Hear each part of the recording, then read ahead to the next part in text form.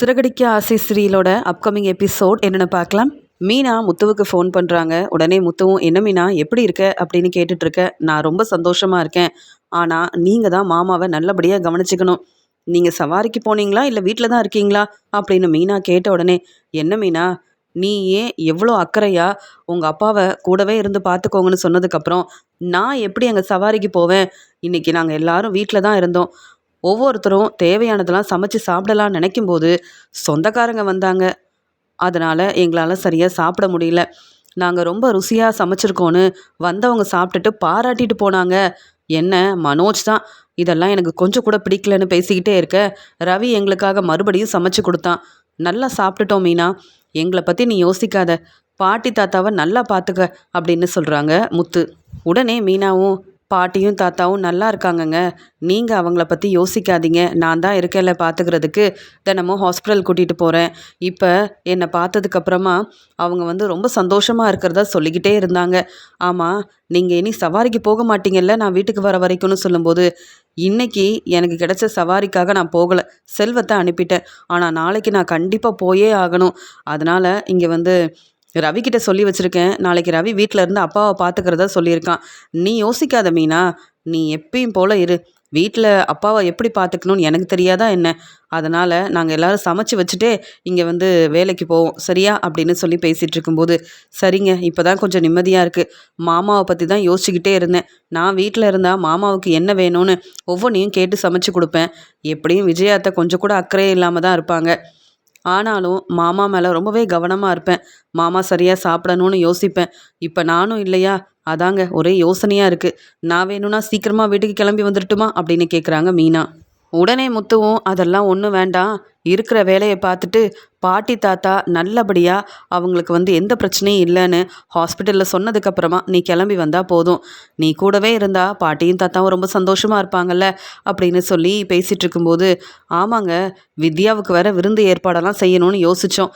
ஆனால் பார்த்தீங்களா, என்னாலையும் அங்கே வீட்டில் இருக்க முடியல, உங்களுக்கும் சவாரிக்கு போக முடியல. எப்போங்க வித்யாவை நம்ம விருந்துக்காக அங்கே ரெஸ்டாரண்ட்டுக்கு வர வைக்கிறதுன்னு சொல்லும்போது, நீ வந்ததுக்கப்புறமா உடனே அந்த வேலையை தான் செய்யணும்.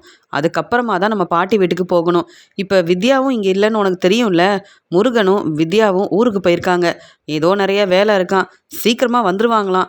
அதனால தான் அவங்க சொந்தக்காரங்களை ஹாஸ்பிட்டல் கூட்டிகிட்டு போகிறது கூட்டிகிட்டு வர்றதுன்னு இந்த பொறுப்பான வேலையை என்கிட்ட கொடுத்தாங்க. ஆனாலும் அப்பா வீட்டில் தனியாக இருக்கிறதுனால என்னால் அப்பாவை விட்டுட்டு போக முடியல.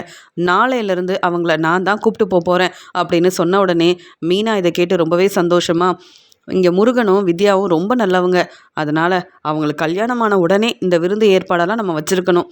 ரொம்ப நாள் ஆயிடுச்சு இல்லைங்க, பரவாயில்ல. நான் வீட்டுக்கு வந்த உடனே இங்கே வித்யாவுக்கும் முருகனுக்கும் நம்ம வீட்டில் சமைச்சு கொடுக்க முடியலனாலும் ஸ்ருதியோட ரெஸ்டாரண்ட்டில் நல்லபடியாக விருந்து ஏற்பாடெல்லாம் நம்ம செஞ்சு அவங்களுக்கு நல்ல சந்தோஷமாக சாப்பிட வைக்கணுங்க அப்படின்னு மீனா சொல்லிகிட்ருக்க. கண்டிப்பாக மீனா, சரி எனக்கு ஃபோன் வருது, நான் அப்புறமா பேசட்டுமா அப்படின்னு சொல்லிட்டு ஃபோனை வைக்கிறாரு முத்து. அந்த சமயம் அங்கே வந்த ரவி, என்ன முத்து, இங்கே மீனா நீ ஃபோனில் பேசுனாங்களான்னு கேட்க, ஆமாம் ரவி, அப்பா தனியாக இருக்கக்கூடாது, சரியாக சமைச்சு கொடுங்க, இங்கே மாமாவை நல்லா கவனிச்சுக்கங்கன்னு மீனா சொல்லிக்கிட்டே இருக்கா. அதனால தான் நான் வீட்டில் இருக்கேன்னு சொன்னால் கூட மீனா அப்பா மேலே உள்ள அக்கறையில் ஃபோன் போட்டு கேட்டுட்ருக்கா. சீக்கிரமாகவே மீனா நம்ம வீட்டுக்கு வந்துடுவா. அது மட்டும் இல்லை, இங்கே வித்யாவுக்கும் முருகனுக்கும் கல்யாணம் ஆயிருக்குல்ல, அவங்களுக்கு வீட்டில் வச்சு தான் விருந்து ஏற்பாடெல்லாம் செய்யக்கூடாதுன்னு அம்மா சொல்லிட்டாங்க. அதான் வந்த உடனே முதல் வேலையாக அவங்களுக்கு விருந்து வைக்கணும்னு மீனா பேசிகிட்டு இருந்தா, வேற ஒன்றும் இல்லை அப்படின்னு சொல்லும்போது, உடனே ரவிக்கிட்ட முத்து சொல்கிறாங்க, ரவி நாளைக்கு எனக்கு வேலை இருக்குது, நான் சவாரிக்கு போயாகணும், நீ தான் அப்பாவை வீட்டிலையே இருந்து பார்த்துக்கணும், உன்னால் முடியும்ல, இல்லை கண்டிப்பாக ரெஸ்டாரண்ட்டுக்கு போகணுமா அப்படின்னு கேட்க, இல்லை முத்து, நீ உன் வேலையை பாரு, அந்த ரெஸ்டாரண்ட்டில் வர வர எனக்கு வேலை பார்க்க பிடிக்கல தான். நீத்து வர வர தேவையில்லாமல் பேசி பிரச்சனை செய்கிறாங்க. பேசுகிறதுலாம் பேசிட்டு அப்புறம் மன்னிப்பு வேற கேட்குறாங்க. கொஞ்ச நாள் நாங்கள் ரெஸ்டாரண்ட்டுக்கு போகாமல் இருந்தால் என் அருமை பெருமை புரிய வரும். நீங்கள் சரியாக சமைக்கிறதே இல்லை, வர கஸ்டமர் எல்லாரும் இங்கே சாப்பிடவே முடியலன்னு சொல்கிறதா என்னை கூப்பிட்டு வேற பேசினாங்க. அதனால் நான் 2 நாள் ரெஸ்டாரண்ட் பக்கம் போகாமல் இருந்தால் அவங்களுக்கு தெரியணும்ல நான் நல்லா தான் சமைக்கிறேன்னு. எந்த பிரச்சனையும் இல்லை, அப்பாவை நான் பார்த்துக்கிறேன்னு சொல்லும்போது, உடனே அங்கே அண்ணாமலை, அதெல்லாம் எதுவுமே தேவையில்லை, நீங்கள் உங்கள் வேலைக்கு போங்க, எனக்காக யாரும் இங்கே வீட்டில் இருந்து என்னை பார்த்துக்க வேண்டாம். எனக்கும் நாளைக்கு இங்கே வெளியில் நிறைய வேலை இருக்குது, நான் மட்டும் என்ன வீட்டிலேயேவா இருக்க போகிறேன்? முத்து, நம்ம எல்லாரும் சேர்ந்து சமைச்சு வச்சுட்டு அவங்கவுங்க வேலைக்கு போகலாம் அப்படின்னு சொல்லும்போது உடனே ரவி, அதெல்லாம் வேண்டாம்ப்பா, வீட்டில் யாருமே இல்லை, நாங்கள் எல்லாரும் வேலைக்குன்னு போயிட்டீங்கன்னா நாங்கள் எல்லாரும் வேலைக்குன்னு போயிட்டோன்னா நீங்கள் திரும்பி வந்து வீட்டில் தனியாக இருப்பீங்க. உங்களை பார்த்துக்கிறதுக்கு யாராவது இருக்கணும்ல. அப்படியெல்லாம் தனியாக விட்டுட்டு போக முடியாது. உங்களுக்கு என்ன வேலை இருக்குன்னு சொல்லுங்க, நாங்களும் வரோம். அது மட்டும் இல்லை, முத்து மட்டும்தான்ப்பா வேலைக்கு போகிறான், நானும் மனோஜும் உங்களை நல்லா பார்த்துக்குறோம்ப்பா அப்படின்னு சொல்லும்போது, சரி, எப்படியோ விஜயா வர வரைக்கும் என்னை ரொம்ப நல்லா பார்த்துக்கணும்னு நீங்கள் எல்லாரும் நினைக்கிறீங்க. அதெல்லாம் நினைக்கும் போது எனக்கு சந்தோஷமாக தான் இருக்குது. விஜயா இருக்கும்போது கூட பக்கத்துல இருந்து என்னை பார்த்துக்கணும், கவனிக்கணும், எனக்கு தேவையானதை சமைச்சு கொடுக்கணும்னு உங்கள் அம்மா விஜயா நினச்சதே இல்லை. ஆனால் என் பசங்க எல்லாரும் என் கூடவே இருக்கணும், நான் தனியாக இருக்கக்கூடாது, நான் சரியாக சாப்பிடணும், சமைச்சு கொடுக்கணும்லாம் பேசிக்கிறீங்கல்ல, ரொம்ப நிம்மதியாக இருக்குப்பா முத்து. ரவி, சரி, நான் கொஞ்ச நேரம் ரெஸ்ட் எடுத்துட்டு வரேன் அப்படின்னு சொல்கிறாரு அண்ணாமலை. இங்கே ரெசார்ட்டுக்கு போன ரோகிணிக்கு ரொம்ப சந்தோஷமாக இருக்குது. அம்மா ஃபோன் பண்ணி கேட்டுட்டாங்க. கண்டிப்பாக இன்னைக்கு முத்து சவாரிக்கு அங்கே போகலை, அதனால் அவங்க ஹாஸ்பிட்டல் போயிட்டு வந்திருப்பாங்க. அது மட்டும் இல்லாமல் இங்கே முத்து சவாரிக்கு வந்தால் தான் எனக்கு பிரச்சனை. அவங்க எப்படியும் யார்கிட்டேயும் உண்மையை சொல்ல மாட்டாங்க. அப்படி சொன்னால் அவங்கள சும்மா விட்டுருவேனா என்ன அப்படின்னு ரெசார்ட்டில் விஜயா கிட்டேயும் இங்கே வந்து ஸ்ருதிக்கிட்டேயும் ரொம்ப சந்தோஷமாக பேசிகிட்டு இருக்காங்க. பார்த்தீங்களா எவ்வளோ பெரிய பெரிய ஆளுங்களாம் வந்திருக்காங்கன்னு அப்படின்னு சொல்லும்போது, ஆமாம்மா ரோகிணி, நான் இப்படிலாம் வந்ததே இல்லை தெரியுமா, நீ தான், ஒன்னால தான் நான் இப்போ இந்த இடத்தெல்லாம் பார்த்துருக்கேன். எனக்கு அவ்வளோ சந்தோஷமாக இருக்குது. ரூமே ரொம்ப பெருசாக இருக்குதேம்மா. அது மட்டும் இல்லாமல் இதுக்கு நிறைய செலவாகுமான்னு கேட்க உடனே ரோகிணி சொல்கிறாங்க, அதை பற்றி நீங்கள் ஏன் யோசிக்கிறீங்க, நீங்கள் ஏன் கவலைப்படுறீங்க, நான் இருக்கும்போது எவ்வளோ செலவானாலும் பரவாயில்ல, அத்தை நீங்கள் சந்தோஷமாக இருக்கணும், அதுக்காக நான் என்ன வேணாலும் செய்வேன் அப்படின்னு சொல்லும்போது உடனே ஸ்ருதி சொல்கிறாங்க, என்ன ரோகிணி, வாங்கின சம்பளத்தை விஜயாத்தைக்காகவே செலவு செய்யலான்னு நினைக்கிறீங்களா, இல்லை எவ்வளோ பணம் செலவு பண்ணாலும் பரவாயில்ல, விஜயாத்தை மனசு மாறினா மட்டும் போதும்னு நினைக்கிறீங்களா அப்படின்னு கேட்கும்போது உடனே ரோகிணி சொல்கிறாங்க, ஆமாம், எவ்வளோ சம்பாதிச்சு என்ன பிரயோஜனம், விஜயாத்தைக்காக அந்த பணத்தை கொடுத்து அவங்களுக்காக செலவு செஞ்சால் எவ்வளோ சந்தோஷமாக இருக்கும்னு எனக்கு தான் தெரியும். எனக்கு தான் சொந்தக்காரங்கன்னு யாரும் இல்லை. என்னுடைய அம்மா அப்பான்னு யாராவது என் கூட இருந்திருந்தா அவங்களுக்காக நான் சம்பாதிக்கிற பணத்தை செலவு செஞ்சுருப்பேன், சந்தோஷமாக இருந்திருப்பேன். எனக்கு யாரும் இல்லை. இங்கே விஜயாத்தை என் மாமியார் இல்லை, என் அம்மாவாக தான் பார்க்குறேன். அதனால் அவங்களுக்காக செலவு செய்கிறது எனக்கு ரொம்ப சந்தோஷந்தான். நீங்கள் கவலையே படாதீங்க, உங்களுக்கு என்ன வேணும்னு சொல்லுங்கள், நான் வாங்கி கொடுக்குறேன் விஜயாத்தை. அது மட்டும் இல்லை, நீங்கள் என்ன சாப்பிடணும்னு சொல்கிறீங்களோ நான் இங்கேயே அந்த சாப்பாடை வர வைக்கிறேன். எவ்வளோ செலவானாலும் 3 நாள் நீங்கள் ரொம்ப சந்தோஷமாக இங்கே இருக்கணும். உங்களுக்கு தேவையானதெல்லாம் பார்த்துக்கிறதுக்காகவே நான் எவ்வளோ பணம் எடுத்துகிட்டு வந்திருக்கேன் தெரியுமா அப்படின்னு சொல்லும்போது உடனே ஸ்ருதியும், ஏன் கடன் வாங்கிட்டு வந்தீங்களா, இல்லை உங்கள் ஃப்ரெண்டுங்க கிட்ட வாங்கிட்டு வந்தீங்களா, ஏன்னா உங்களுக்கு இவ்வளோ சம்பளம் கிடையாது, நீங்கள் சம்பாதிக்கிற பணத்தை விஜயாத்துக்கிட்ட கொடுத்துட்றீங்க, அப்புறம் எப்படி இவ்வளோ பணம் வந்தது, மனோஜோட கடையிலேருந்து எடுத்தீங்களா என்ன அப்படின்னு கேட்குறாங்க ஸ்ருதி. உடனே விஜயாவும், என்ன சொல்கிற ஸ்ருதி, மனோஜோட கடையிலேருந்து ரோகிணி பணம் எடுப்பாளா அப்படின்னு சொல்லி கேட்கும்போது உடனே ஸ்ருதியும், ஏன் மனோஜோட கடைனா ரோகிணியோட கடையும் தானே, அவங்க பணம் எடுக்கக்கூடாதான்னு சொல்லும்போது, அதெல்லாம் முடியாது. ரோகிணி, என்னம்மா உங்ககிட்ட எப்படி இவ்வளோ பணம் வந்ததுன்னு கேட்க, அதெல்லாம் நான் சேர்த்து வச்ச பணம் தான், மனோஜ்கிட்டையும் பணம் வாங்கலை, மனோஜோட கடையிலேருந்தும் நான் பணத்தை எடுக்கல, இது நான் சேர்த்து வச்ச பணம், உங்களுக்காக தான் இந்த பணத்தை கொண்டு வந்திருக்கேன். ஏன் ஸ்ருதி, நான் வெளியில் கடன் வாங்குவேன்னு நினைக்கிறீங்களா, அப்படி நான் செஞ்சதும் கிடையாது, நான் வெளியில் கடன் வாங்கவே மாட்டேன் அப்படின்னு சொல்லி ரோகிணி சமாளிக்கிறாங்க. உடனே விஜயாவும், அதானே பார்த்தேன், ரோகிணி பெரிய பணக்கார வீட்டு பொண்ணா இல்லைனாலும் எனக்கு என்னென்ன செய்யணும்னு ரோகிணிக்கு மட்டும்தான் தெரியும். இத்தனை நாள் ரோகிணி மேலே நான் ரொம்ப கோபமாக இருந்தேன், ஆனால் இப்போ ரோகிணி பேசுகிறதெல்லாம் கேட்டு எனக்கு அவ்வளோ சந்தோஷமாக இருக்குது அப்படின்னு சொல்லி ரோகிணியை ஸ்ருதி முன்னாடி ரொம்பவே பாராட்டி பேச ரோகிணி ஸ்ருதியை பார்த்துக்கிட்டே நினைக்கிறாங்க, எப்படியாவது என்னை விஜயாத்தக்கிட்ட மாட்டி விடணும்னு நினைக்கிறீங்க, என்னை தலகுனிய வைக்கணும்னு நினைக்கிறீங்க, மீனாவுக்கு மட்டும் சப்போர்ட் பண்ணுற நீங்கள் விஜயாத்தை முன்னாடி எப்படிலாம் பேசுகிறீங்க ஸ்ருதி, இதெல்லாம் சரியே இல்லை அப்படின்னு ரொம்ப கோவமாக ஸ்ருதியை பார்த்தாலும் இதெல்லாம் ஸ்ருதிக்கிட்ட பேச முடியலையே அப்படின்னு நினைக்கிறாங்க ரோகிணி. ரோகிணி சொன்ன மாதிரியே விஜயாவை எல்லா இடத்துக்கும் கூப்பிட்டு போகிறாங்க. எல்லார்கிட்டேயும் இவங்க என் மாமியார்னு சொல்லி எல்லார்கிட்டேயுமே ரொம்ப பெருமையாக பேசிகிட்டு இருக்கிறாங்க ரோகிணி. அங்கே ரோகிணிக்கு தெரிஞ்ச ஃப்ரெண்ட் எல்லாரும் வந்திருக்காங்க. உடனே ரோகிணி கிட்ட கேட்குறாங்க, நீ உன்னுடைய ஃப்ரெண்டெல்லாம் கூப்பிட்டு வந்திருக்கலாம்லன்னு கேட்கும்போது, எனக்கு என் மாமியார் தான் முக்கியம், அதனால தான் அவங்க என் கூட இங்கே வரணும்னு நினச்சி அவங்கள நான் கூப்பிட்டு வந்திருக்கேன், இதில் என்ன தப்பு இருக்குன்னு கேட்க ஸ்ருதி யோசிக்கிறாங்க. பரவாயில்ல, விஜயாத்தையோட மனசை மாற்ற ரோகிணி எவ்வளோ பொய் சொல்கிறாங்க, ரோகிணியும் திருந்த மாட்டாங்க, ரோகிணியை ரொம்ப நம்புகிற இந்த விஜயாவும் திருந்த மாட்டாங்க அப்படின்னு அங்கே நடக்கிறதெல்லாம் பார்த்துட்டு ஸ்ருதி வந்து யோசிக்கிறாங்க. இங்கே ரோகிணியை நினச்சி விஜயா ரொம்பவே பெருமைப்படுறாங்க. வந்த எல்லார்கிட்டேயும் ரோகிணி என்னை விட்டு கொடுக்காம எவ்வளோ பெருமையாக பேசிகிட்டு இருக்கா. இந்த ஸ்ருதியும் பெரிய பணக்கார வீட்டு பொண்ணு தான். ஆனால் எனக்காக எதுவுமே ஸ்ருதி செய்ய மாட்டா. ஆனால் ரோகிணி அப்படி இல்லை. என்னுடைய மருமகனா ரோகிணி மட்டும்தான். இந்த மீனாவையும் நான் மருமகளாக ஏற்றுக்க போகிறதில்ல. இந்த ஸ்ருதி பெரிய பணக்கார வீட்டு பொண்ணுன்றதுக்காக தான் நான் இவ்வளோ பொறுமையாக இருக்கேன் அப்படின்னு அங்கே போனதுக்கப்புறமா ரோகிணி பேசுறது, இங்கே விஜயாவுக்கு ஒவ்வொன்றையும் பார்த்து பார்த்து செய்கிறதுன்னு எல்லாத்தையும் பார்த்துட்ருக்குற விஜயா அவ்வளோ சந்தோஷமாக இருக்காங்க. உடனே விஜயாவும் நல்லா சாப்பிட்டுட்டு எல்லார்கிட்டேயும் பேசிட்டு ரூமுக்கு வராங்க ரெஸ்ட் எடுக்க. அந்த சமயம் அண்ணாமலை விஜயாவுக்கு ஃபோன் பண்ணுறாங்க. எதுக்கு என் வீட்டுக்காரர் இப்போ ஃபோன் பண்ணுறாரு அப்படின்னு விஜயாவுக்கு கோபம் வருது. உடனே ஸ்ருதியும், அங்கிள் பேசுகிறாங்கன்னா நீங்களும் எடுத்து சந்தோஷமாக பேச வேண்டியதானே, ஏன் கோவப்படுறீங்கன்னு கேட்கும்போது, அந்த வீட்டில் இருக்கும்போது எனக்கு கொஞ்சம் கூட சந்தோஷமே இல்லை. அந்த மீனா முத்துவால் எப்போ பார்த்தாலும் ஒரு பிரச்சனை வந்துக்கிட்டே இருக்கும். ஆனால் இப்போ இவ்வளோ நிம்மதியாக இருக்குது. வீட்டுக்கே போகாமல் இங்கேயே இருந்துடலான்னு கூட தோணுது. ஆனால் என்ன செய்ய, நிறைய செலவாகும். அப்படி தானே ரோகிணின்னு கேட்க, உடனே ரோகிணி சொல்கிறாங்க, நீங்கள் கவலைப்படாதீங்க. எப்பயுமே உங்களுக்கு நிறைய வேலை இருக்குது, இல்லை வீட்டில் இருக்க உங்களுக்கு பிடிக்கலன்னா என்கிட்ட சொல்லுங்கள். உடனே உங்களுக்கு எங்கே போகணும்னு நீங்கள் ஆசைப்படுறீங்களோ எல்லா இடத்துக்கும் உங்களை நான் கூப்பிட்டு போகிறேன். மற்றவங்க உங்களை பற்றி யோசிக்க மாட்டாங்க. ஆனால் எப்பயுமே நான் உங்களுக்கு நல்ல மருமகளாக இருப்பேன். நீங்கள் நினைக்கிறத செஞ்சு கொடுக்கறது மட்டும்தான் என்னுடைய ஆசையே. அதுக்காக தான் நான் சம்பாதிக்கிறேன் அப்படின்லாம் ரோகிணி பேச, உடனே இங்கே அப்பப்போ இங்கே அண்ணாமலை ஃபோன் பண்ணிக்கிட்டே இருக்க, உடனே விஜயா எடுத்து பேசுகிறாங்க. என்னங்க, எப்படி இருக்கீங்க? நான் வேற அங்கே இல்லை, உங்களுக்கு சமைச்சு கொடுக்க யாருமே இல்லை, கவனிக்க யாரும் இல்லைன்னு என்னை உடனே கிளம்பி வர சொல்ல தானே ஃபோன் பண்ணியிருக்கீங்கன்னு கேட்குறாங்க விஜயா. உடனே அண்ணாமலையும், என்ன விஜயா என்னை புரிஞ்சுக்காம பேசுகிற, நீ எங்கே எப்படி சந்தோஷமாக இருக்கியோ அதே மாதிரி நான் ரொம்ப நிம்மதியாக இருக்கேன். நீ உடனே வரணும்னு எந்த அவசியமும் இல்லை, மெதுவாகவே கிளம்பி வா. என்னை பார்த்துக்க என் பசங்க இருக்காங்க, அவங்க தான் சமைச்சு கொடுக்குறாங்க. அது மட்டும் இல்லை, இங்கே மனோஜா இருக்கட்டும், ரவி, முத்துன்னு யாரும் வேலைக்கு போகாமல் நான் தனியாக இருக்கக்கூடாதுன்னு என் பசங்க என் கூடயே இருக்கும்போது நான் எதுக்கு உன்னை பற்றி யோசிக்கணும்? இருந்தாலும் நான் ஃபோன் பண்ணாமல் இருந்தா நீ யோசிப்பியேன்னு தான் ஃபோன் பண்ணேன். ஆமாம், சாப்பிட்டியா விஜயான்னு கேட்கும்போது, என்னங்க சொல்கிறீங்க? மனோஜ் உங்களுக்காக சமைச்சு கொடுத்தானா? இது எதுக்கு தேவையில்லாத வேலை? மீனா எப்போ தான் வருவாளாம் அப்படின்னு கேட்கும்போது, நீ வெளியில் போயிருக்க, அதே மாதிரி மீனாவும் பாட்டி தாத்தாவை பார்க்கறதுக்காக போயிருக்காங்க. இதில் என்ன தப்பு இருக்குது?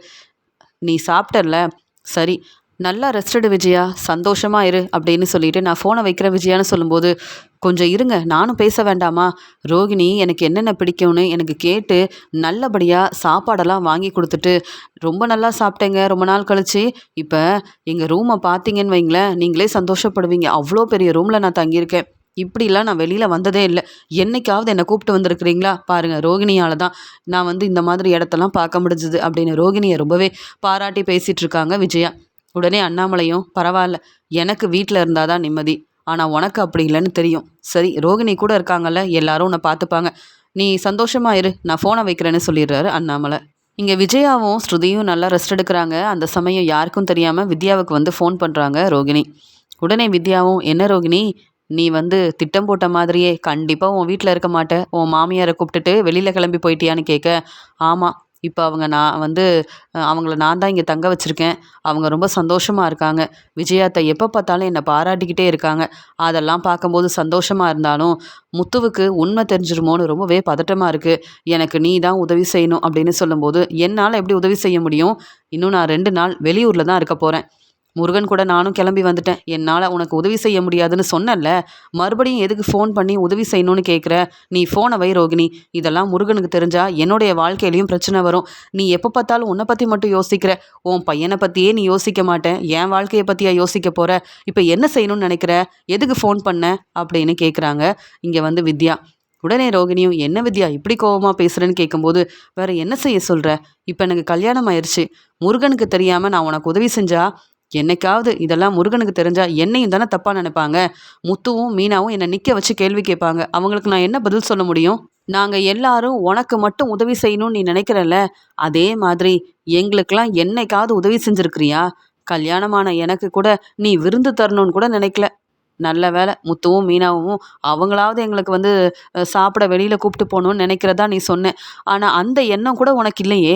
ஆனால் நாங்கள் எப்பயுமே உனக்கு உதவி செய்யணும், அப்படி தானே அப்படின்னு கேட்கும்போது ரோகிணி சொல்கிறாங்க, வித்யா இப்படிலாம் பேசாத, என்னால் சரியாக உன்கிட்ட பேசக்கூட முடியாது, அப்படி ஒரு நிலமையில இருக்க. இங்கே என் பக்கத்துலேயே விஜயாத்தை வேற இருக்காங்க. நான் சொல்கிறத புரிஞ்சுக்கோ.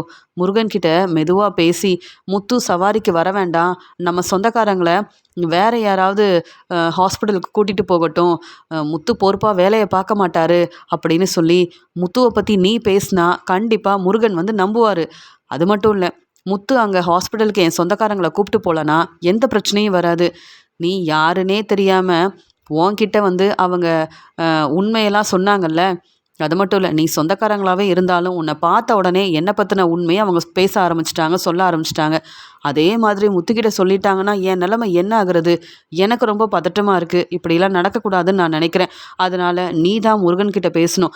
முருகன் அங்கே முத்துக்கிட்ட பேசிட்டாருன்னா வேற யாராவது அங்கே சவாரிக்கு அவங்கள கூப்பிட்டு போவாங்க. எந்த பிரச்சனையும் வராது. முருகன் வந்து இப்படி பேசினா மட்டுமே போதும். என் மாமனார் வீட்டில் தனியாக இருக்கக்கூடாதுன்னு முத்து என் மாமனார் கூடவே வீட்டில் இருந்துட்டாரு. ஆனால் நாளைக்கு அவர் சவாரிக்கு போனால் எனக்கு தான் பிரச்சனை வரும். என்னுடைய ஃப்ரெண்டு தானே, என் வாழ்க்கையில் நான் சந்தோஷமாக இருக்கணும் அப்படின்னு நினைக்கிறேன்ல. என்னை பற்றின உண்மை தெரிஞ்சா மனோஜ் கண்டிப்பாக என்னை ஏற்றுக்க மாட்டாருன்னு எனக்கு தெரியும். அதனால தான் வித்யா, உன்னால் மட்டும்தான் உதவி செய்ய முடியும். நீ தான் இப்போ வெளியூருக்கு போனாலும் நீ சொல்கிறத முருகன் கேட்பார்ல, எனக்காக பேசி பார்க்குறியா அப்படின்னு சொல்லி பேசிகிட்டு இருக்கும்போது உடனே இங்கே வித்யா சொல்கிறாங்க, நீ ஃபோனை வை ரோகிணி, நான் கொஞ்சம் யோசிக்கணும் அப்படின்னு சொல்லிட்டு ஃபோனை வச்சிடுறாங்க. இங்கே வித்யா வந்து என்ன செய்யன்னு தெரியலையே, ரோகிணி வேற அப்பப்போ ஃபோன் பண்ணி எனக்கு உதவி செய்யணும்னு சொல்லிகிட்டே இருக்காளே, இதெல்லாம் முருகன்கிட்ட நான் எப்படி பேச முடியும்? அப்படியே முத்துவை பற்றி நான் பேசினாலும் முத்து சரியாக வேலை செய்ய மாட்டார், சவாரிக்கு முத்துவை அனுப்ப வேண்டான்னு நான் சொன்னாலே கண்டிப்பாக முருகனுக்கு கோபம் வரும். எதுக்குன்னு கேள்வி கேட்பாரு. அப்புறம் நான் என்ன உண்மையை சொல்ல முடியும்? நான் ரோகிணியோட ஃப்ரெண்டாக இருந்திருக்கவே கூடாது. இப்போ வரைக்கும் நான் ரோகிணிக்கு எவ்வளவோ உதவி செய்கிறேன். ஆனால் நல்லது சொன்னால் மட்டும் இந்த ரோகிணிக்கு புரியவே மாட்டேங்குது. எப்படி இந்த பிரச்சனைக்கு ஒரு முற்றுப்புள்ளி வைக்கிறது அப்படின்னு சொல்லி வித்யா ரொம்பவே குழப்பத்தில் இருக்காங்க. இங்கே மனோஜ் தன்னுடைய ரூமில் ரொம்பவே கோவமாக இருக்காரு. எவ்வளோ நல்லா சமைச்சு வச்சோம், ஆனால் வந்த சொந்தக்காரங்க சாப்பிட்டு போயிட்டாங்க. இப்போ நான் தான் சரியாக சாப்பிடாம இந்த வீட்டில் இருக்க வேண்டியதாக இருக்குது. ஏன் தான் மற்றவங்க எல்லாரும் இப்படி மற்றவங்களுக்கு கொடுத்து அதன் மூலமாக சந்தோஷப்படணும்னு நினைக்கிறாங்கன்னு தெரியல. நாம் நமக்காக சமைச்ச சாப்பாடை கூட இந்த வீட்டில் நிம்மதியாக சாப்பிட முடியலையே. வந்த சொந்தக்காரங்களுக்கே எல்லாரும் சப்போர்ட் பண்ணுறாங்க அப்படின்னு சொல்லிட்டு எனக்கு இந்த வீட்டில் ரோகிணி இல்லைனா யாரும் மதிப்பு மரியாதை கொடுக்கவே மாட்டேங்கிறாங்க. இப்போ என்ன செய்கிறது? வெளியிலையும் போய் சாப்பிட முடியாது அப்படின்னு சொல்லி சாப்பாடை பற்றி யோசிக்கிறாரு இங்கே வந்து மனோஜ். ஆனால் முத்து இங்கே எப்படியாவது அப்பா சரியாக சாப்பிட்றணுன்றதுக்காக இங்கே வீட்டில் எல்லாருக்குமே ஹோட்டல்லேருந்து சீக்கிரமாகவே சாப்பாடெல்லாம் வாங்கிட்டு வந்துடுறாரு. உடனே மனோஜ் இதை பார்த்துட்டு ரொம்பவே சந்தோஷப்படுறாரு. முத்து, எல்லாருக்கும் சாப்பாடு வாங்கிட்டு வந்துட்டியா? நல்ல வேலை, நான் சரியாக சாப்பிடவே இல்லை தெரியுமா அப்படின்னு சொல்லும்போது, இல்லை அப்பாவுக்கு மட்டும்தான் வாங்கிட்டு வந்தேன்னு சொல்லும்போது, என்ன முத்து, நாங்கள் எல்லாரும் வீட்டில் இருக்கோம்ல அப்படின்னு சொல்ல, நீ என்னுடைய அண்ணன் தானே, அப்பாவுக்கு சாப்பாடு கொடுக்கணும், வீட்டில் எல்லாரும் இருக்காங்களேன்னு பொறுப்பாக நீ சாப்பாடை வாங்கிட்டு வந்திருக்கணுமா வேண்டாமான்னு கேட்க, முத்து இப்படிலாம் பேசாத முத்து அப்படின்னு சொல்ல, நான் ஒன்றும் உன்ன மாதிரி கிடையாது, மற்றவங்கள பற்றி யோசிக்காமல் நான் இருக்கவே மாட்டேன். எல்லாரும் சாப்பிடலாம், எல்லாருக்கும் தான் சாப்பாடு வாங்கிட்டு வந்திருக்கேன். மீனா அப்பப்போ ஃபோன் பண்ணி எல்லாரும் சாப்பிட்டீங்களான்னு கேட்டுக்கிட்டே இருக்கா. அப்புறம் அப்பாவை நம்ம தானே கவனிக்கணும். சரி வாங்க எல்லாரும் சாப்பிடலான்னு அண்ணாமலை, முத்து, மனோஜ், ரவின்னு எல்லாருமே ரொம்ப சந்தோஷமாக ஒன்றா உட்காந்து சாப்பிட்றாங்க. உடனே ரவி சொல்கிறாங்க, என்ன முத்து, என்கிட்ட சொல்லியிருக்கலாம்ல, என் ரெஸ்டாரண்ட்லேயே சாப்பாடை வந்து நான் வர வச்சுருப்பேன்ல அப்படின்னு சொல்லும்போது, என்ன செஞ்சால் என்ன, இப்போ எல்லாரும் சந்தோஷமாக சாப்பிட்றோம்ல, அதுவே போதாதான் என்ன?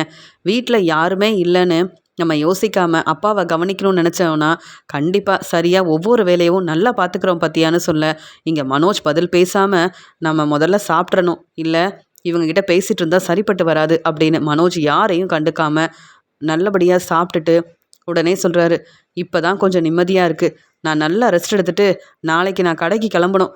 ரோகிணி வேற கடையை பார்த்துக்க இல்லை, அப்பாவை பார்த்துக்கிட்டே இருந்தால் பிஸ்னஸை கவனிக்க முடியாது. அதனால் நீங்கள் யாராவது அப்பாவை பார்த்துக்கங்க, நாளைக்கு என் பிஸ்னஸை கவனிக்கிறதுக்காக நான் போகிறேன் அப்படின்னு சொல்லிட்டு உடனே மனோஜ் அங்கேருந்து கிளம்புறாரு. உடனே ரவி இங்கே முத்துக்கிட்ட சொல்கிறாரு, முத்து நீயும் சவாரிக்கு கிளம்பு, நான் இருந்து அப்பாவை பார்த்துக்கிறேன். அப்பாவை பார்த்துக்க நான் போதும்ல. மனோஜ் கண்டிப்பாக இங்கே ரோகிணி அண்ணி பேச்சை கேட்டுக்கிட்டு இனி வீட்டில் இருக்கவே மாட்டான். அப்பாவை எப்படி பார்த்துக்கணும்னு தெரியும், அப்பாவுக்கு சரியாக நான் சமைச்சு கொடுத்துருவேன், எங்களை பற்றி நீ கவலைப்படாத முத்து அப்படின்னு சொல்ல அண்ணாமலை ரொம்ப சந்தோஷப்படுறாரு. மனோஜ் மட்டும்தான் விஜயா மாதிரியே யார் பேச்சையும் கேட்காம யாரையும் கவனிக்கணுன்ற எண்ணம் இல்லாமல் இருப்பான். ஆனால் முத்துவும் ரவியும் அப்படி இல்லை அப்படின்னு சொல்லி ரொம்பவே சந்தோஷப்படுறாரு அண்ணாமலை. ரோகிணிக்காக முத்துவை பற்றி பேசினா முருகனுக்கு ரொம்ப கோவம் வரும். ஏன்னா முத்து மேலே முருகன் அவ்வளோ நம்பிக்கை வச்சுருக்காரு. கண்டிப்பா நம்ம வந்து யார்கிட்டயும் இத பத்தி பேசக்கூடாது அப்படின்னு நெனச்சுட்டு, எப்பயும் போல ஆஃபீஸ்லேருந்து வந்த உடனே முருகனும், இங்க வந்து வித்யாவும் வெளியில சாப்பிடுறதுக்காக கிளம்பி போறாங்க. அந்த சமயம் மறுபடியும் ரோகிணி ஃபோன் பண்றாங்க. வித்யா முருகனுக்கு தெரியாம பேசுறாங்க. "என்ன வித்யா? நான் சொன்ன மாரியே முருகன் கிட்ட பேசிட்டியா? இன்னைக்கு எப்படியோ எனக்கு இந்த முத்துவால பிரச்சனை வராம இருந்தது. ஆனா நாளைக்கு முத்து சவாரிக்கு போயிட்டா, அவ்வளவுதான். நீ தான் எனக்காக உதவி செய்யணும். இப்பவே நீ முருகன் கிட்ட பேசுன்னு" சொல்ல, வித்யா ரொம்ப கோவமா இங்க ரோகிணிய வந்து திட்ட ஆரம்பிக்கிறாங்க. "நீ என்ன நெனச்சிட்டு இருக்க? நான் நிம்மதியா இருக்கக்கூடாதுன்னு நெனைக்கிறியா? இல்ல என் வாழ்க்கைய பார்த்துக்க கூடாதுன்னு நெனைக்கிறியா? உனக்கு உதவி செய்ய நான் எதுக்காக முத்துவ பத்தி தப்பா பேசணும்? முத்து அவரோட வேலையில சரியா தான் இருப்பாருன்னு எனக்கு தெரியும். அப்புறம் எதுக்காக நான் முத்துவ பத்தி பொய் சொல்லணும்? இதெல்லாம் உன்னுடைய பிரச்சனை. நீ பொய் சொன்னதாலயும், அந்த வீட்ல உள்ள எல்லாரையும் ஏமாத்துனதாலயும் உனக்காக வந்த பிரச்சனை. நீ தானே சமாளிக்கணும். எத்தன நாள் நான் உனக்கு வந்து உதவி செய்ய முடியும்? இங்க உனக்கு எப்படி அவங்க சொந்தக்காரங்களோ, அதே மாதிரி முருகனுக்கும் அவங்க சொந்தக்காரங்க. அவங்களுக்காக நான் சப்போர்ட் பண்ண முடியுமே தவிர்த்து, முத்துவ பத்தி நான் பேசவே முடியாது. முத்து இருந்தா தான் அவங்கள நல்லபடியா ஹாஸ்பிட்டலுக்கு கூட்டிட்டு போவாருன்னு முருகன் நினைக்கும்போது, நான் மட்டும் என்ன செய்ய முடியும்? அப்படின்னு கோவமா பேசிட்டு இருக்க, அங்க முருகன் வந்துடுறாரு. "என்ன வித்யா? என்னாச்சு? ரோகிணி கிட்ட பேசுறீங்களா? என்னங்க பிரச்சனை? நம்ம வெளியில வந்ததுலேருந்து அப்பப்ப ரோகிணி ஃபோன் பண்ணிக்கிட்டே இருக்காங்க. என்னங்க உங்க ஃப்ரெண்டுக்கு இப்ப என்னதான் வேணுமா? நாம இப்ப ரொம்ப நாள் கழிச்சு வெளியில வந்திருக்கோம். சந்தோஷமா சாப்பிட்டுட்டு வீட்டுக்கு போலான்னு நெனச்சா, அதுக்குள்ள ஏங்க ரோகிணி இவ்ளோ ஃபோன் பண்றாங்க? அப்படி ரோகிணிக்கு என்ன பிரச்சனை? நீங்க ஏன் உங்க ஃப்ரெண்ட திட்டிக்கிட்டே இருக்கீங்கன்னு கேட்க, உடனே இங்க ஃபோன்ல பேசிக்கிட்டே இருந்த ரோகிணி சொல்றாங்க, "முருகன் வந்துட்டாரா? நான் ஃபோன வைக்கிறேன்" அப்படின்னு ரோகிணி ஃபோன வச்சுடுறாங்க. ஆனா வித்யா ரொம்பவே மனசு வேதனையோட அழ ஆரம்பிக்கிறாங்க. "முருகன் என்ன மன்னிச்சிடுங்க முருகன். எனக்கு என்ன செய்யன்னு தெரியல. ரோகிணிய பத்தின உண்மைய நான் உங்ககிட்ட சொல்லவே இல்ல. அதான் எனக்கு இப்ப பெரிய பிரச்சனையா ரோகிணி வந்து ஃபோன் பண்ணிக்கிட்டே இருக்கான்னு" சொல்லும்போது, "என்னங்க உங்க ஃப்ரெண்டு ரோகிணி அப்படி என்னதான் செஞ்சாங்கன்னு?" கேட்கும்போது, "அந்த குடும்பத்தையே ரோகிணி ஏமாத்திட்டு இருக்கா. இப்ப கூட உங்க சொந்தக்காரங்க வந்திருக்காங்கல்ல, அவங்கள நல்லா பார்த்துக்கணும்னு முத்துக்கிட்ட தானே அந்த பொறுப்பை கொடுத்தீங்க. முத்து சவாரிக்காக போகக்கூடாது, அவங்கள ஹாஸ்பிட்டல் கூட்டிகிட்டு போகக்கூடாதுன்னு ரோகிணி ஃபோன் பண்ணி பேசிக்கிட்டே இருக்கா" அப்படின்னு கேட்கும்போது உடனே முருகனுக்கு வந்து சந்தேகம் வருது. ரோகிணி ஏன் அப்படி பேசணும்? ரோகிணி எதுக்காக வித்யா தனக்கு சப்போர்ட் பண்ணணும்னு நினைக்கிறாங்க? ஒண்ணுமே புரியலையேன்னு ரொம்பவே குழப்பத்துல இருக்க முருகன் வந்து, "என்ன வித்யா? எந்த உண்மை எனக்கு தெரியக்கூடாதுன்னு நினைக்கிறீங்க? ரோகிணி அப்ப நெறைய பொய் சொல்றாங்களா? ஏன் முத்தண்ணன் வந்து எங்க சொந்தக்காரங்கள ஹாஸ்பிட்டல் கூட்டிட்டு போக்கூடாதுன்னு ரோகிணி நினைக்கிறாங்க? என்னதான் பிரச்சனை அவங்களுக்கு? முத்தண்ணன் தான் அந்த வேலைய பார்ப்பாரு, பொறுப்பான்னு எனக்கு தெரிஞ்சு தான் நான் அவர போயிட்டு சொல்லிட்டு வந்திருக்கேன். இப்ப வரைக்கும் எங்க சொந்தக்காரங்களும் அதே நம்பிக்கையில தான் இருக்காங்க.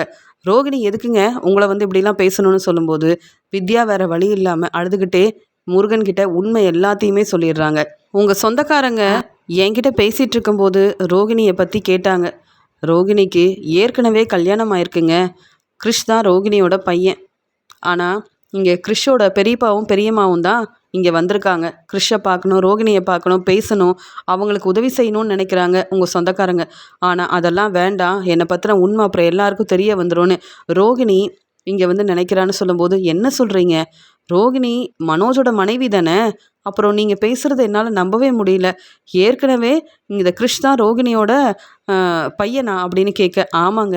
ஏற்கனவே கல்யாணமான உண்மைய ரோகிணி யார்கிட்டயும் சொல்லவே இல்ல. அதனால தான் இவ்ளோ பிரச்சனை. என்கிட்ட முத்துவும், மீனாவும் ஏற்கனவே நெறைய கேட்டாங்க. ஆனா ரோகிணிக்கு சப்போர்ட் பண்ணிட்டு, உண்மைய அவங்க கிட்ட நான் சொல்லல. என்ன இருந்தாலும் என் ஃப்ரெண்டோட வாழ்க்கை முக்கியம்னு நெனச்சேன். ஆனா இப்ப அதையே ஒரு காரணமா வச்சுக்கிட்டு எப்ப பார்த்தாலும் என்கிட்ட உதவி செய்யணும்னு ஃபோன் பண்ணா, என்னால எப்படி இத செய்ய முடியும்? என்ன மன்னிச்சிடுங்க. உங்ககிட்ட நான் வேற எந்த உண்மையும் மறைக்கல. ரோகிணிய பத்தின உண்மை தெரிஞ்சா, நீங்க முத்துவோட தம்பி.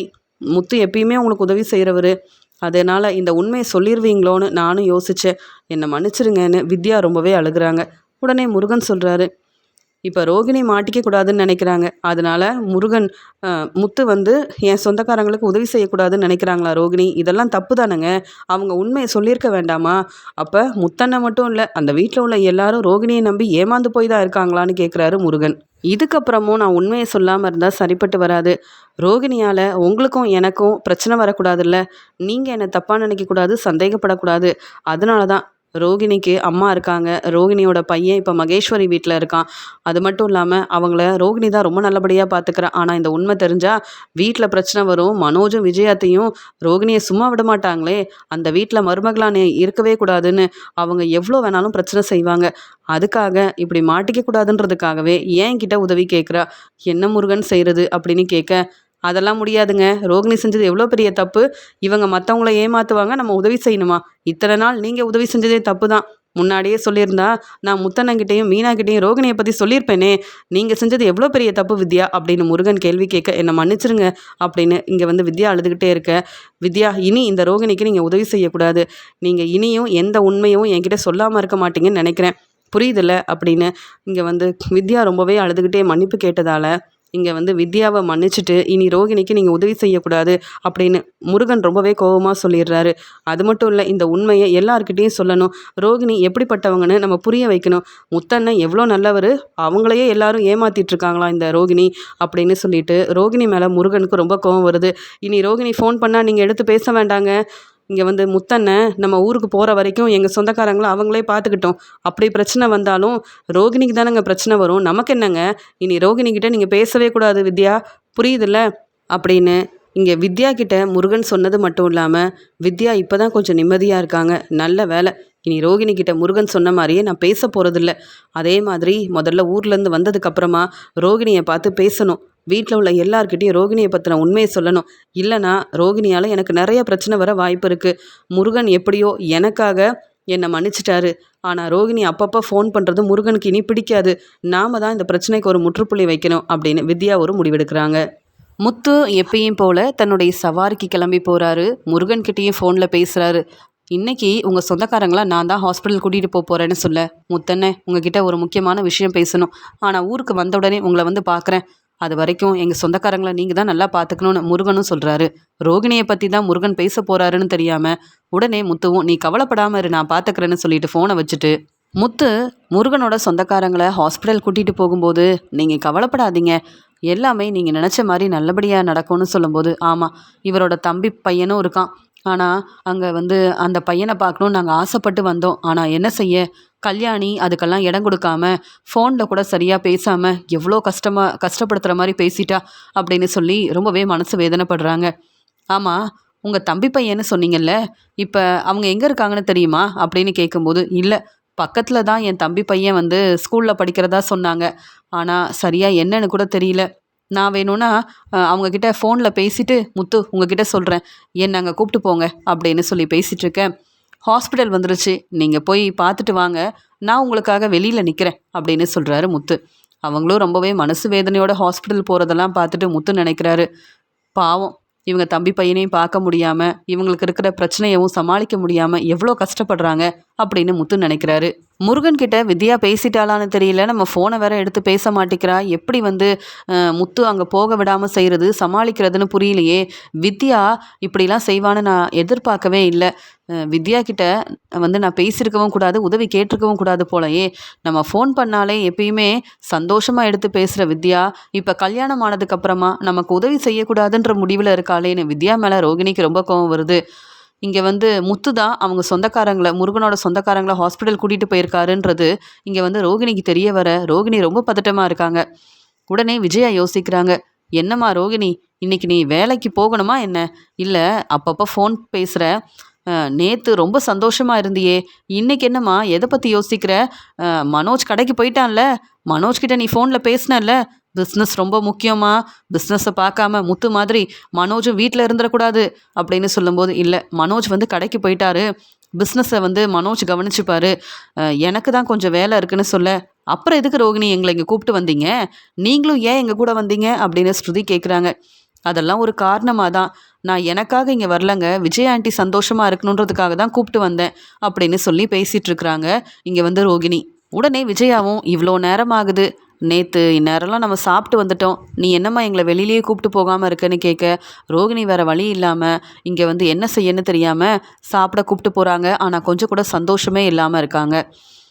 இங்கே முத்துக்கிட்ட அவங்க உண்மையை சொல்லலைன்னு ரோகிணிக்கு தெரிய வர ரோகிணிக்கு அவ்வளோ சந்தோஷம். எப்படியோ முத்துவுக்கு உண்மை தெரிஞ்சிருந்தா இப்போ எல்லாரும் நம்மளுக்கு ஃபோன் பண்ணியிருப்பாங்க.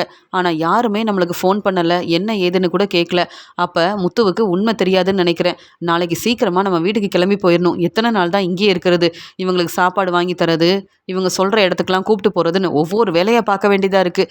விஜயாட்ட மட்டும் இல்லை, இந்த ஸ்ருதியும் கேள்விக்கு மேலே கேள்வி கேட்குறாங்க. இங்கே இருந்தால் சரிப்பட்டு வராது, முதல்ல நம்ம வீட்டுக்கு போகணும் அப்படின்னு ரோகிணி ரொம்பவே பதட்டமாக இருக்காங்க. அதே மாதிரி 3 நாள் கழிச்சு ரோகிணி ரொம்பவே சந்தோஷமா வீட்டுக்கு கிளம்பி வராங்க. உடனே மனோஜ் சொல்றாங்க, "ரோகிணி நல்ல வேளை நீ வீட்டுக்கு வந்துட்ட தெரியுமா? சரியா சாப்பிடவும் முடியாம உன்னை பார்க்காம இருந்து எவ்வளோ கஷ்டப்பட்டேன் தெரியுமா? இனி என்னை தனியாக விட்டுட்டு நீ எங்கேயும் போகக்கூடாது. அம்மாவெல்லாம் நீ கூட கூப்பிட்டு போகாத. எங்கே போகணுன்னாலும் நானும் உன் கூடவே வருவேன்" அப்படின்னு சொல்லி பேசிகிட்டு இருக்க. "எனக்கு தெரியுது மனோஜ், அதான் நான் வந்துட்டேன்ல" அப்படின்னு சொல்லும்போது, நல்ல வேளை ரோகிணி கூட இப்படி ஒரு நல்ல இடத்துக்கு போயிட்டு வந்தேன், எவ்வளோ சந்தோஷமாக இருந்தது. வீட்டை பற்றி நான் நினைக்கவே இல்லை. நல்ல சாப்பாடு கிடச்சிது, நல்லா ரெஸ்ட் எடுத்தேன், எல்லா இடத்துக்கும் போனேன்.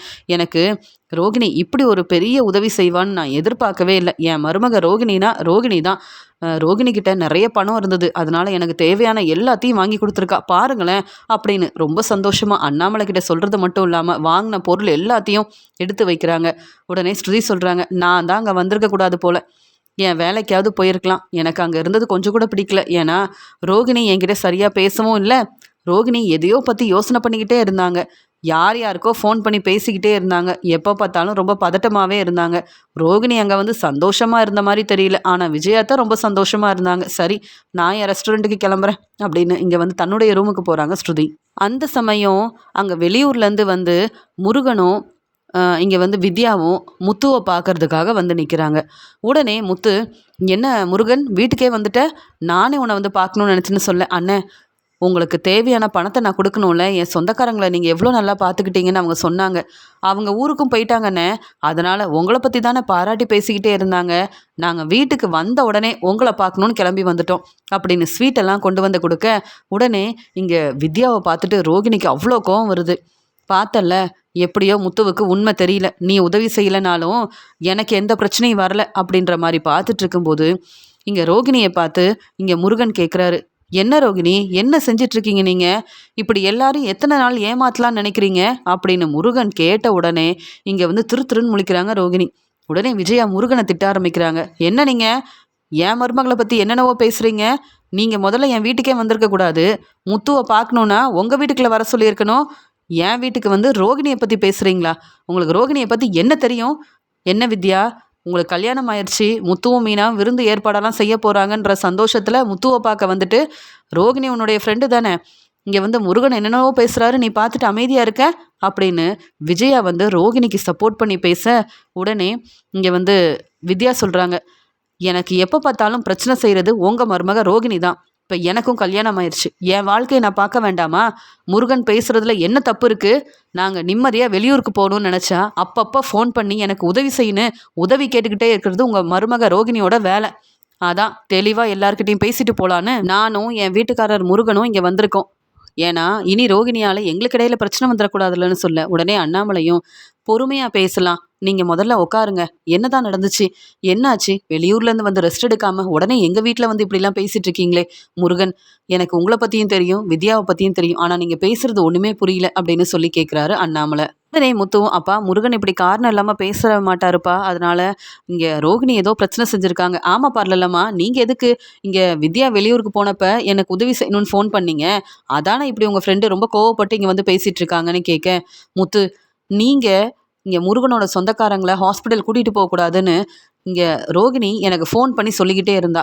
அதுக்கெல்லாம் என்ன காரணம்னு தெரியுமா? ரோகிணியை பற்றின உண்மை உங்கள் யாருக்கும் தெரியக்கூடாதுன்றதுக்காக தான்" அப்படின்னு சொன்ன உடனே விஜயா கேட்குறாங்க, "என்ன உண்மை? மறுபடியும் ரோகிணி ஏதாவது உண்மை எங்களுக்கு தெரியக்கூடாதுன்னு நினைக்கிறாளா?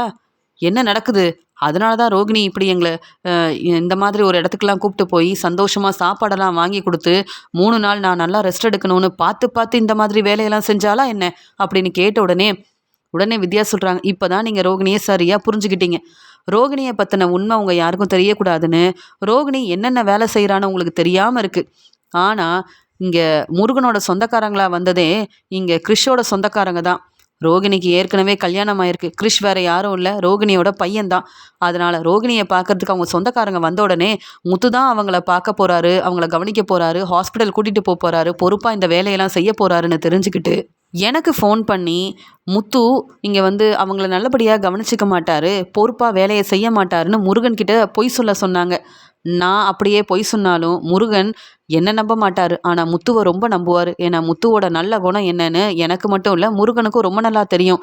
ரோகிணி இப்படி உதவி செய்ய சொன்னதெல்லாம் என் வீட்டுக்காரருக்கும் தெரிய வந்ததால் அவர்கிட்ட நான் உண்மையை சொல்லிட்டேன். அதனால தான் என்னை கூப்பிட்டு வந்தார்.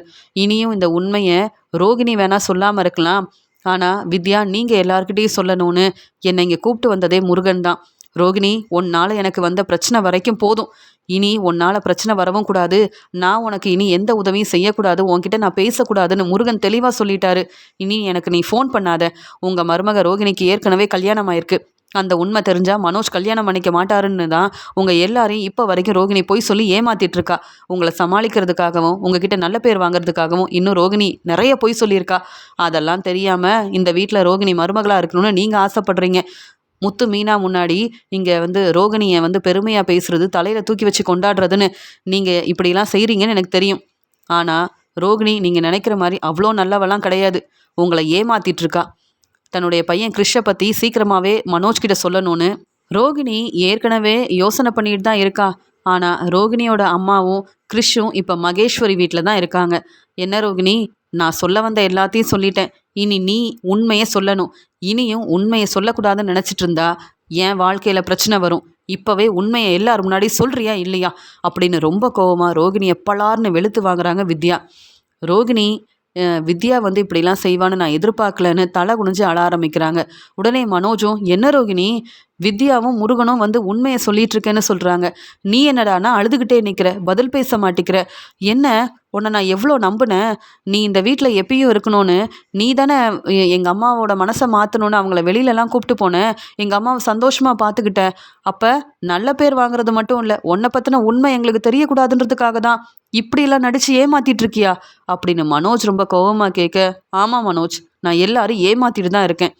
போதுமா, கிறிஷ் வேறு யாரும் இல்லை, என் பையன்தான். என்னை பற்றி உனக்கு தெரியும்ல, உனக்காக நான் எவ்வளோ உதவி செஞ்சுருக்கேன். என்னை நீ விட்டு கொடுக்க மாட்டேன்னுலாம் சொல்லியிருக்கல, உண்மையை நான் சொல்லிடுறேன்னு. நடந்த எல்லா உண்மையவும் ரோகிணி சொல்ல ஆரம்பிக்க இங்கே மனோஜ் அவ்வளோ கோவமாக நிற்க, உடனே முருகன் வந்து எல்லார்கிட்டையும் ரொம்ப தெளிவாக பேச ஆரம்பிக்கிறாரு. போதும் ரோகிணி, இனி நீங்கள் வித்யாவுக்கு ஃபோன் பண்ணாதீங்க, வித்யாவை பார்க்க வராதிங்க. எங்கள் வாழ்க்கையை நாங்கள் சந்தோஷமாக பார்த்துக்கணுன்னு நினைக்கிறோம். உங்கள் பிரச்சனையால் நாங்கள் வந்து கஷ்டப்படக்கூடாது, எங்களுக்கு இடையில பிரச்சனை வரவும் கூடாது.